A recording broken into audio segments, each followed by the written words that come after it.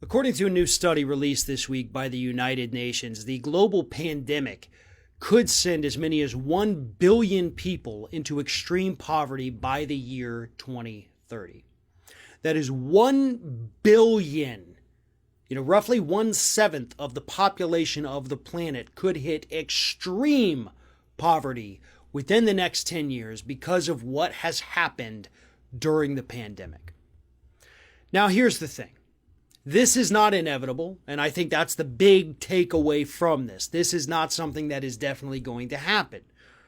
This is something that the report states, if we invest in these sustainable developmental goals that they lay out in the report, we can avoid this. Problem is, that's going to take investment, right? You're going to have countries, the U.S. included, paying for these kinds of things, to better the lives of the less fortunate around the globe. And that is going to be the hardest part.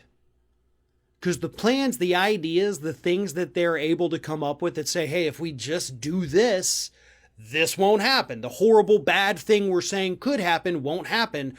We just need to do this. But in order to do this, you got to pay for it. And that's when the governments of the world say, well, hold up now. Nobody said anything about us having to pay for it. Eek.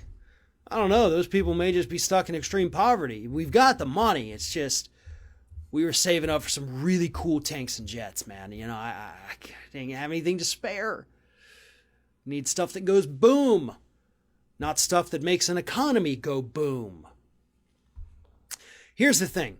Think about the industries most affected, not just here in the United States, but all over the world from the pandemic. Excuse me. What has it been? Are we seeing white-collared workers, bankers, lawyers, doctors? Are they just losing their jobs left and right? No. We're not seeing professionals lose their jobs. We have seen construction projects put on hold. We have seen the service industry absolutely crippled, the travel industry crippled, basically all of hospitality industry crippled. Restaurant industry, which is also part of hospitality, but really outside of that, of course we have the small businesses, right? The local boutiques, local businesses, they're not doing well because they can't have as many people coming in and out. So they are suffering. Retail's taken a hit. Gyms have taken a hit. But a lot of these jobs are worker jobs. What I say, these are jobs that the average person has. And those are the people who are suffering the most, the working class. Here in the United States, Europe, Asia, everywhere. It's the working class people who are suffering. So think about what this new report means. The working class around the globe was on such thin ice as it is that this pandemic destroyed it. Sent them hurtling towards extreme poverty. They had nothing in savings because they didn't have savings. They didn't make enough to put anything in savings. Here in the United States, we're not giving them stimulus. You got a lot of European countries who are, and they're not doing as bad as we are.